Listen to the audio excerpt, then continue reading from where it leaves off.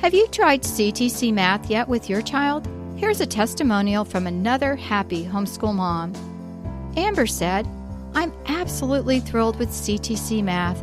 It's a rare find that I've used with my children for more than 6 years now. I have 6 children using CTC Math, and each child has found it easy to navigate and very applicable. I love seeing them enjoy this math program and grow in their mathematical journey. Thank you so much for all that you're doing and for providing quality math lessons for my children." So friends, if you're looking for a great online math program, visit ctcmath.com. That's ctcmath.com.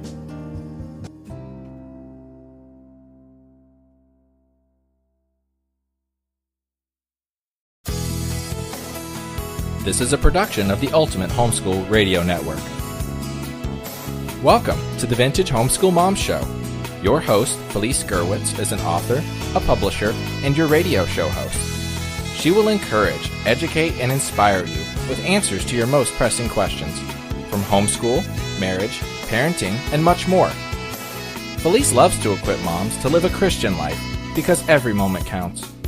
Be sure to visit her website at mediaangels.com. And here's your host, Felice Gerwitz.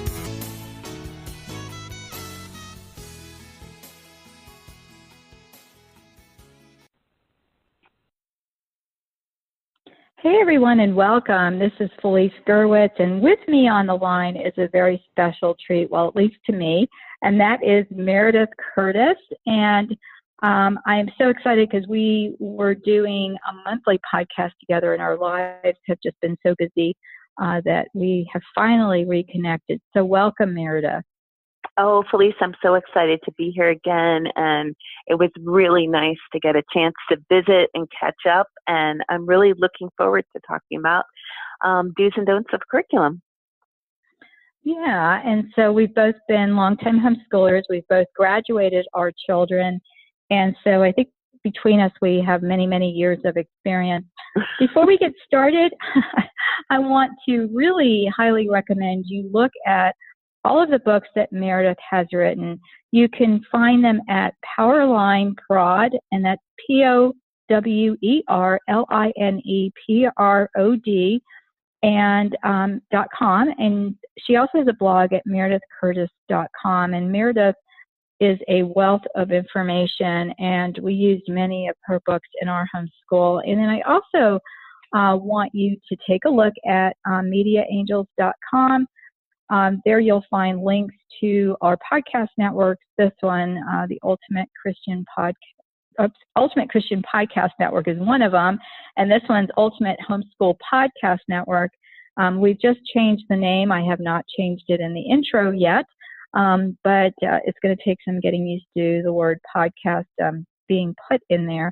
But we want people to find us, and they're looking for Podcast Network and saying they can't find us. So we had a name change, but and also look at the Media Angels curriculum. You can find books if you want print version on Amazon, and if you want digital, go to mediaangelsmembership.com, and there you'll find lots of goodies. Well, we are going to talk about the do's and don'ts, and as usual, Meredith and I, we have dovetailed. She did a do, and I did a don't, so I will let you go first. Okay.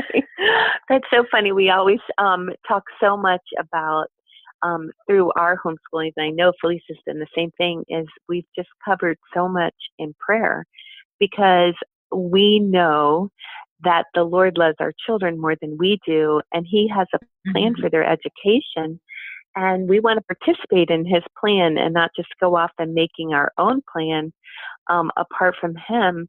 And so my number one do is do pray, because so many times I'm just off making all these decisions and realize, oh, I haven't prayed yet. And, I set some time apart to pray. And then I come up with things I've never thought of before, or consider things I had just written off. And so I just highly recommend asking the Lord what His will is for the curriculum for the coming year. That's wonderful. And my don't was also don't buy before you pray. So that's why we were laughing. Yes. And I'll share with you a little bit later more detail if you're a new homeschooler, but one of the things that I did when I first started was I just went and bought a bunch of books and workbooks. I was a teacher after all, so I thought, I've got this. I've got one student instead of a classroom full, and I can handle it. And I found that was a major fail for our year, which really it wasn't looking back, because I had my son home in a safe environment and my daughter as well. And they did learn in spite of me. And so I did pray. And one of the things when we went for evaluation, this lady handed me a Konos book, and Konos is still around. They're more organized than they were back when we were doing it. But it was this mega book, and it was based on unit studies, based on character. And I looked at it and I thought to myself, you have got to be kidding me. This would be so much work. But the more I looked through it, it was like a seed planted. And, who would have known that the lady who was evaluating my children at the end of the year would be my answer to prayer. And a lot of times people will say to me, Meredith, and I know you've heard it as well, is that, gosh, the Lord doesn't talk to me, or I pray and he never answers me.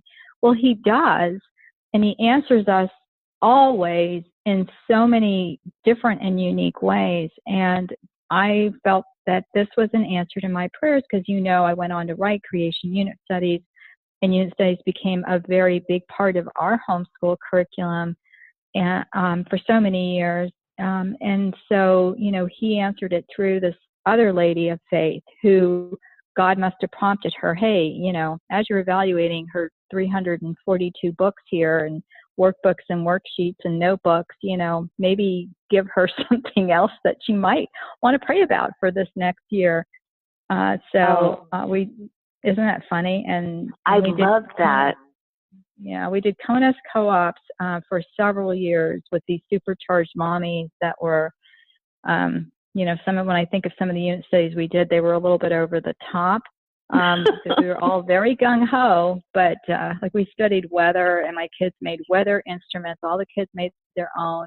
And then they had to give a weather presentation like they were a newscaster, complete with, green screen in the back. So it was just and this is back when movie cameras were like huge monster things on a tripod. And I had one of the kids manning the video, and I think they're still around here on VHS somewhere.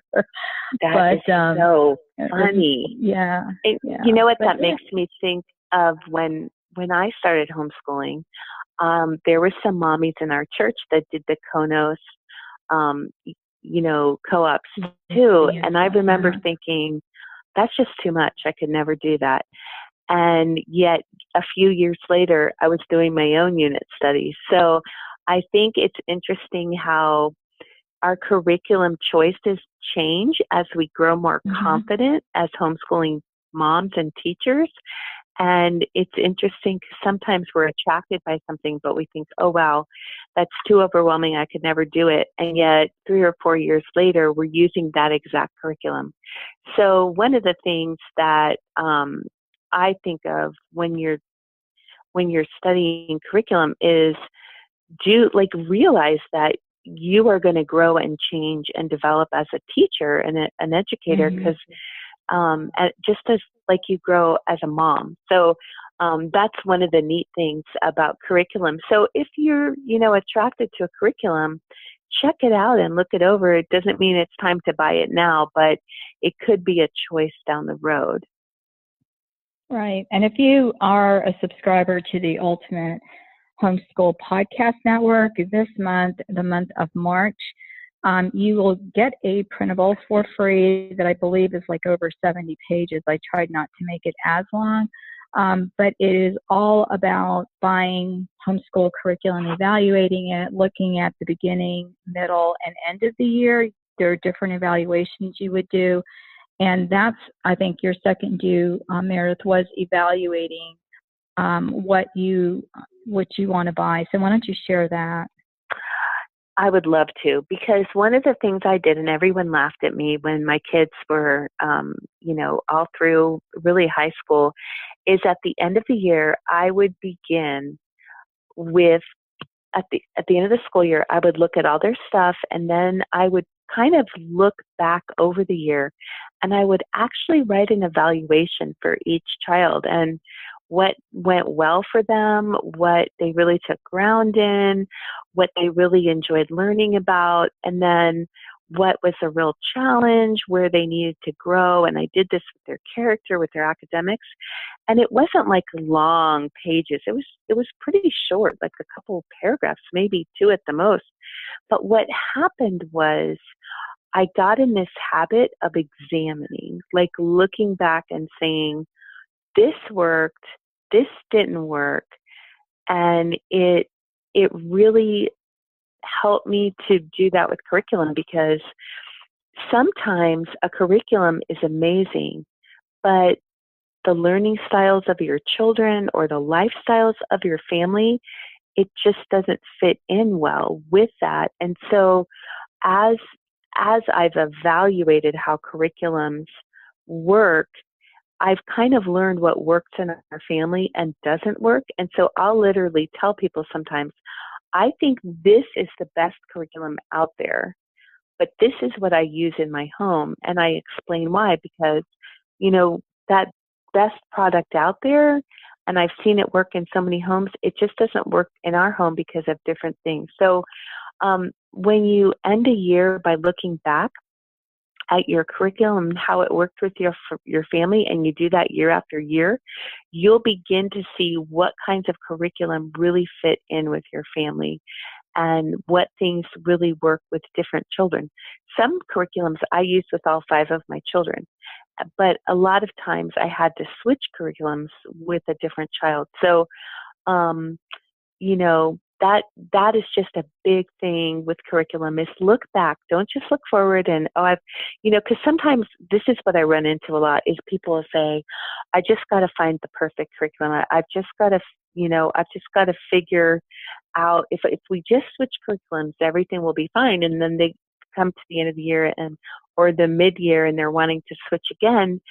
And sometimes things don't work not because of the curriculum, but just maybe how you're organizing your school week or how you're scheduling your day or things like that. So there are other factors in when things don't work, but always, just be kind of introspective with that, with the curriculum thing, because it can really help in the future making wise choices. Oh, I agree. And also, there is no perfect curriculum. Let's just admit it. There's going to either be something where your child, my kids didn't have meltdowns just because they were not permitted. They may have had them, but, I didn't deal with that kind of thing and would just say, if it's difficult, that means you're learning. I'd have these little sayings, the Italian in me. My father always had sayings about everything, but Italians live to eat, Americans eat to live. So just like, I grew up with all these things. And so if it's difficult, that means you're learning. If it's easy, what does that mean? That means we already know it, Mommy. Yes. So let's continue on, so giving kids a handle on,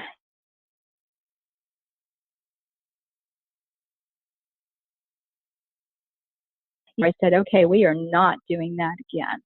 And so you've got to look at it. And even though, like for us, co-ops were fabulous, I still felt that, we had to, look at these things and make decisions based on what was going to work for our family.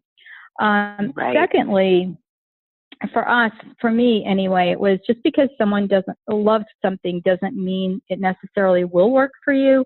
And so keep that in mind. Meredith, I loved how you shared why you liked the curriculum and, allowed people to make that decision. So you've got to be able to make a decision yourself and decide if it's going to work with your kids. So you're going to look at a lot of things. We can't always cater to our kids' learning styles, but if your kids are academically struggling, that is very important. I remember one year where we spent a lot of time reading because I always did that. Well,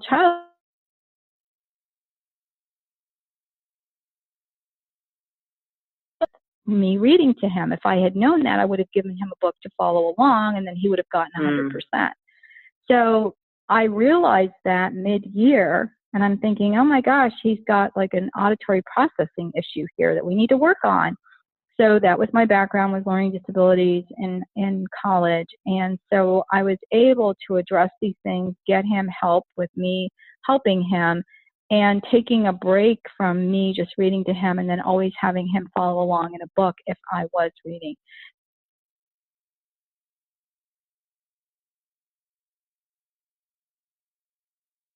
Let's just listen to audiobooks. Well, that wasn't going to work with him. So know where your kids are. Don't feel bad if you can't identify it and you need to get outside help, or, if you figure it out mid-year. I mean, here I am with, the certification and degree in elementary ed and early childhood, and could teach K through 12, and I didn't see it in my own child. So, it's not something to beat yourself up about, but just to learn and move on. And then I'm going to address brand new homeschooling, but you had some great ideas about looking at curriculum and samples. Oh, yes. Do look at curriculum when you go to conventions. Handle the curriculum, pick it up and look at it, and talk to other people there, especially if you're buying the curriculum from the creator of the curriculum. They probably created that curriculum, like all my curriculum I created for my children. And so you can find out why they created it and what's their worldview behind everything. And then a lot of times online, you can download a sample of a curriculum. And I love that, because you can download a sample lesson or a sample chapter. You can sit down and read it out loud with your child, or sit down and work through the lesson. And just in the actual working through of the lesson, it's so helpful. So that's something that I have really used a lot, and I know others have, and it's been, oh, wow, this looks so awesome. But then when we sit down and do the lesson, it's just, it's really kind of doesn't fit with us. And so, and like Felice said, there's no perfect curriculum, but there's so many good ones out there. Like literally, I could fill my home with every curriculum, because they're all so good and they're so wonderful. So you always do have to make a choice.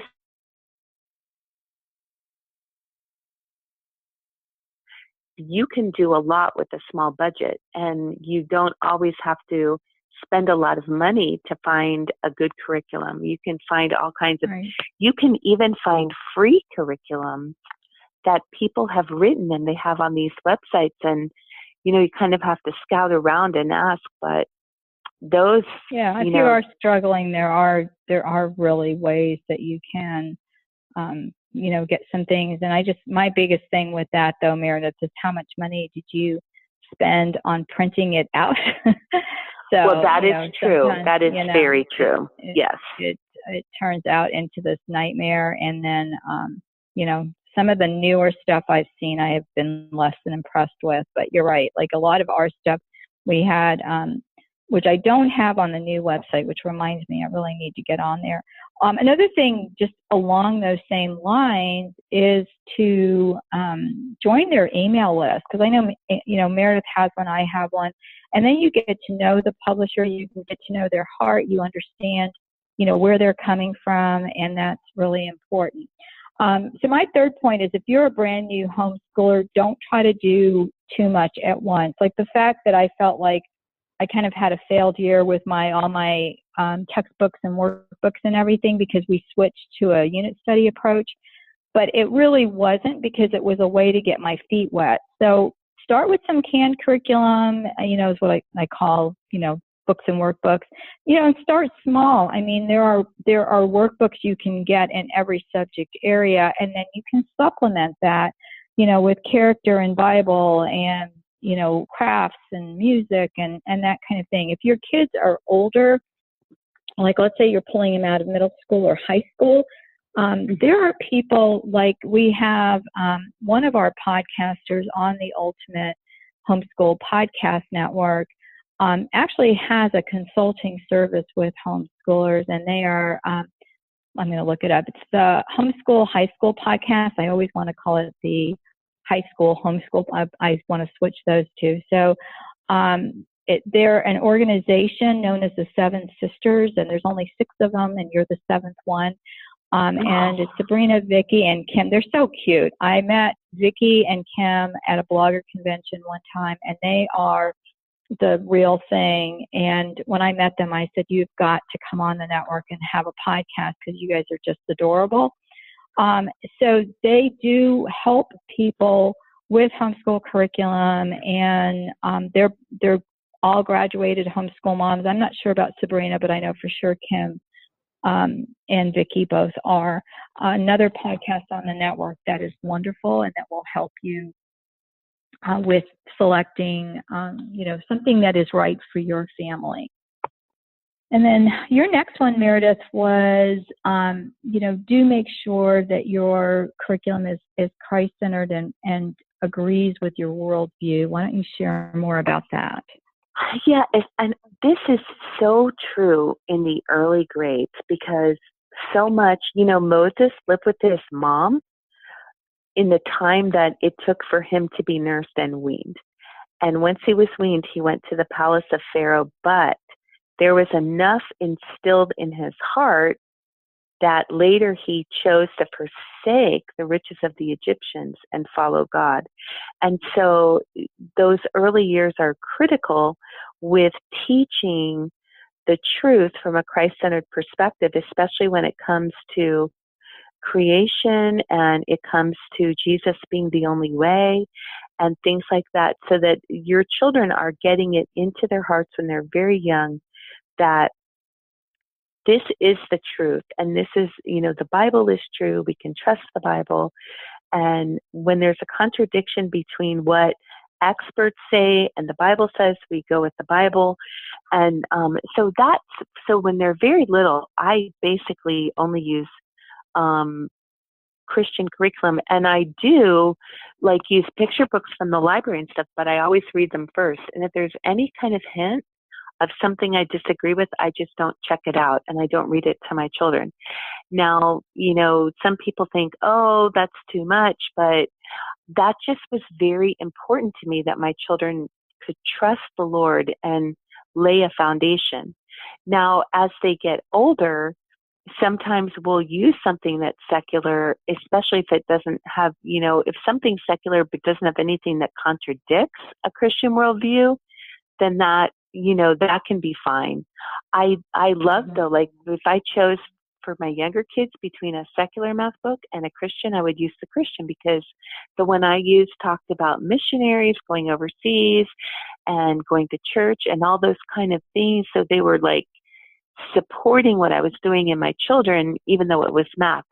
But when you get to older years, that is when you start exposing children to worldviews that contradict the Christian worldview, but not just exposing to them oh, here's what they think, but here is what they think, but here is what the Bible says, and let's talk about this, and and let's work through this. So, and then when it comes to curriculum, your best bet is classic living books, and I use almost all living books for my curriculum, and I think that's your absolute best investment. But again, with books, sometimes people think, oh, well, it's an old book, it's going to be wholesome, but that's not true because our Western culture goes back to the ancient Greeks, ancient Romans, and the Old and New Testament, the Jews and the Christians.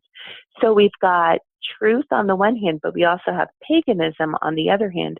And some of those ancient Greek books, they're as dirty as you could ever imagine. And people just sort of skim them and they don't realize that. So all that to say, think about what you're buying and ask yourself, does this line up with a Christian worldview? If it doesn't line up with a Christian worldview, then how am I going to address that with my children so that they are not deceived by the enemy? Because one of the things that troubles me as a mom and a pastor's wife is how many homeschooled graduates have, wandered from the faith. Now, Felice and I are so grateful that all our children love the Lord. But if you went back into our homes and saw how we raised our children, we were not messing around. And we taught our children that God is the creator. We taught our children that the Bible is true. We had Bible studies with our children. We used Christ-centered curriculum. We taught our children to defend the faith. So I just share all that to say, when you go, the homeschooling market has a lot of Christian publishers out there like Media Angels and my company, Powerline Productions, and all kinds of great Christian companies. But there's a lot of secular ones too, and you can't always recognize what's Christian and what's secular. So when I'm shopping on different websites, I always go to their About page and try to find out more about them and see if they have a statement of faith and what they do believe about the Bible, what they do believe about creation and other things. So I hope, that doesn't sound overwhelming to you when you hear this. It's important. No, it's important because I remember a friend of mine whose son at the first, year of college was swayed by evolutionary thought, and she and I were really good friends, and she knew about my curriculum and knew about my novels. And she'd even written this amazing Bible study that had been printed by a, mega publisher. And so he was swayed by evolution, to doubt Christianity was even true. And I looked at her and said, you didn't use, a creationist perspective, or you didn't teach. She goes, I thought he already knew all that.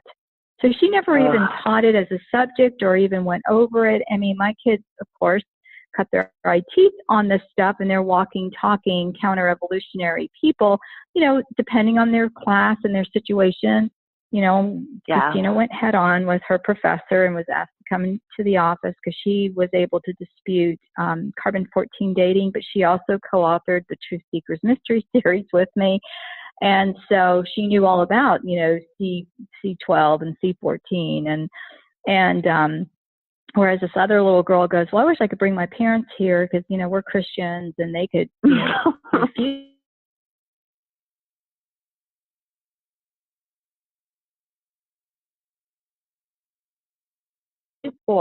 because we are on podcast 334. I know I've shared this before in one of my podcasts, was that this teacher and his wife ended up coming to Christina's wedding years later. But she won him over, and he basically said, you're right. Even talked about carbon argon dating, and she could refute that. And he said, you are right, but let's not take up class time doing it. So she had to respect that, but she had so many kids who wanted to know more, and they came to our house, Meredith, and at that point, Jill Whitlock was my co-author on the Creation Science series and was a creation scientist. And we had a big event at my house, where all these college kids came to ask more questions, and Jill just answered their questions. And it was delightful, and it was so wonderful, and that's what came out of that. So your kids just don't expect that they know just because you think they know. Right. It's important Absolutely. for them to articulate it. And then for me, character in Bible is important. Is your curriculum focused on your worldview, which dovetails perfectly into Meredith. And so that's going to lead us to your last point, which I am looking here. I don't even know where it went, Meredith. I thought I wrote it down. What's your last point? I will say this: do enjoy yourself when you study and when you use curriculum, because one of the things that I was noticing about my daughter, because when I'll stop over to the house on Fridays and I'll give the little boys a bath, and then we all go work out together at the Y. And so sometimes if Kate's not feeling well, she'll just stay home and have some mommy time. But sometimes I'll get there and I'll just be quiet as a mouse, and watch her homeschool her kids. And she's so upbeat and she's so positive, and she'll say, let's do this And I remember that I was like that all the time. I would say, oh, we get to do.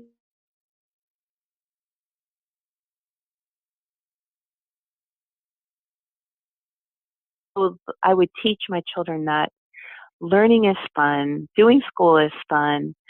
And so I looked for curriculum that kind of fit in that for me, because that was a big thing for me. So I looked for curriculum that had bright colors and, that had a lot of hands-on things and good books. And you may not be that same kind of person. Right. So when you're thinking about curriculum, think about curriculum that fits you, because sometimes we can focus so much on our students and what's best for them. But the bottom line, especially in all the early years, is you have to teach it. So, there's certain things I think, oh yeah, I think that curriculum's awesome, but I would get it and I would never really teach it the way they do, because that's just not me. But, so, look for something that when you pull that curriculum out and you're teaching your kids, that you're going to enjoy it. Now, I realize you can't love everything, but at least it shouldn't be a burden, or there's enough out there that you can find something that you would enjoy teaching. Yeah, I agree. And I think that's so good. And I used to be really excited about school. And when we started teaching, Jeff came in one time, because we have a long driveway. So by the time he got to the house, and he'd park his truck further out just so it was easier to pull his truck and trailer out. And so by the time he got to the house, the kids would go run out and walk him in. And now he doesn't pull the trailer. He can park his own truck right by the house. My other son has the trailer, but he would know everything we did that day. And so he comes in and he goes, really? They were excited about a pop quiz? He goes, what are you doing in my kids? And I'm like, today we are going to have a pop quiz. Doesn't that sound fun? And they're like, yeah, what is it, Mommy? We'll get a piece of paper and a pencil, and I'm going to ask you 5 questions.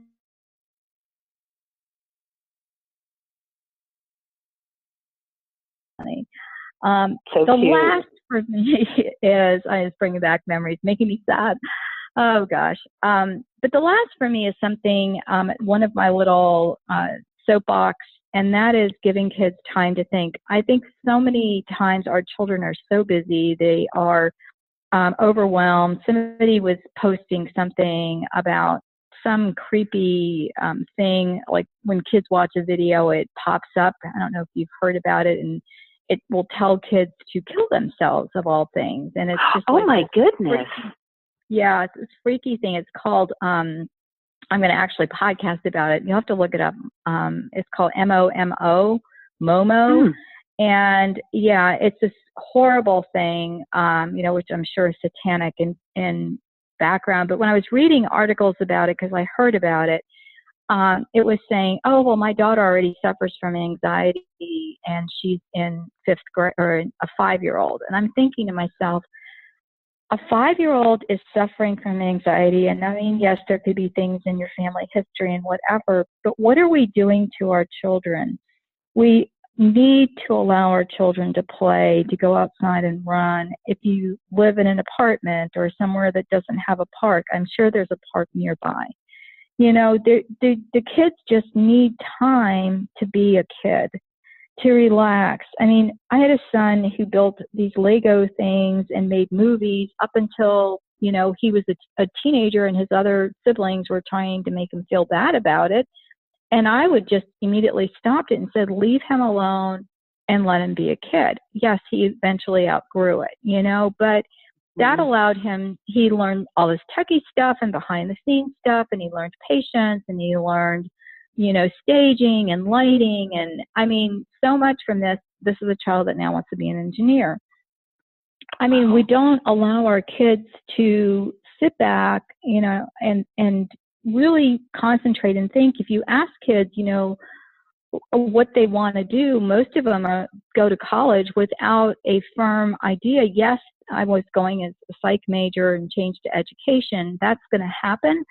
But you really need to, spend some time in quiet allow the Lord to talk to you. How is he going to talk to you if we're talking and busy and engaged in games and 500 different events that we're doing all the time? Because I know we don't want our kids to miss out, right, Meredith? So they have to have lessons, and they have to have karate, and they have to be like our kids were involved in sports, and on and on and on.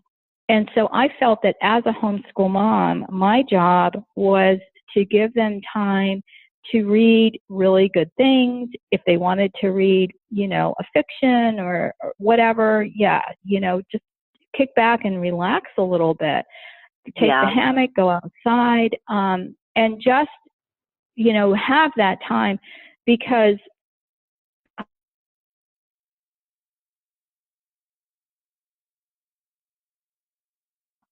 I've asked, why is that? Like my husband will come home and I'm in the house alone and the television is not on. I could have it in the background running as I'm, here alone, but I don't. And it just allows me time to think. It allows me time to regroup. And I think that's so important for us and for our children. And so, that's something I would encourage you. One other thing, I forgot to mention this earlier. This is episode 334, so you can find the show notes at vintagehomeschoolmoms.com. And the topic, as we've been sharing, is the do's and don'ts of buying homeschool curriculum.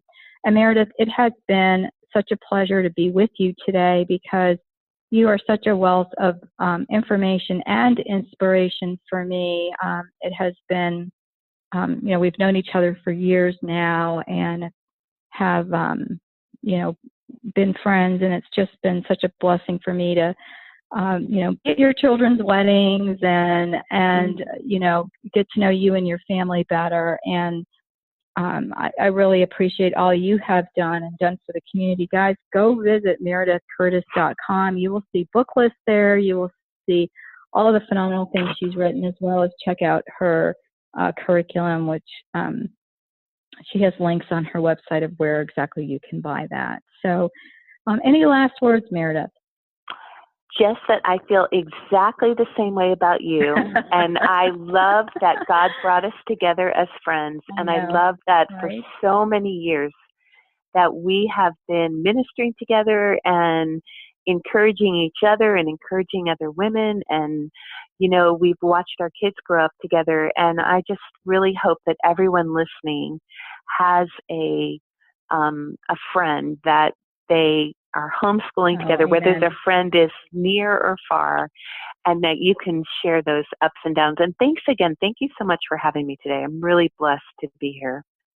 Well, thank you so much for sharing, because I know this is really helpful. We're doing it way early. It's March right now, but I wanted people to have this information, because it's, again, a seed that's planted. You can think about it. This may not be buying curriculum until June or July or later. And, I know a lot of people don't go to homeschool conventions anymore, but that's actually how we met. I was doing a talk at our state convention, and I met Meredith at one of my talks, or after one of my talks at my table. So little did we know that there was going to be this huge friendship, but that's how it worked out. But, God provided again. So anyway, everyone, take care. God bless. Go to vintagehomeschoolmoms.com for all the links we were talking about. And it's episode 334. We'll talk to you later, and I hope this has been helpful. Bye-bye. Thanks for tuning in to the Vintage Homeschool Mom Show. Visit Felice at MediaAngels.com and TheVintageHomeschoolMoms.com. Vintage Homeschool Moms is a production of the Ultimate Homeschool Radio Network.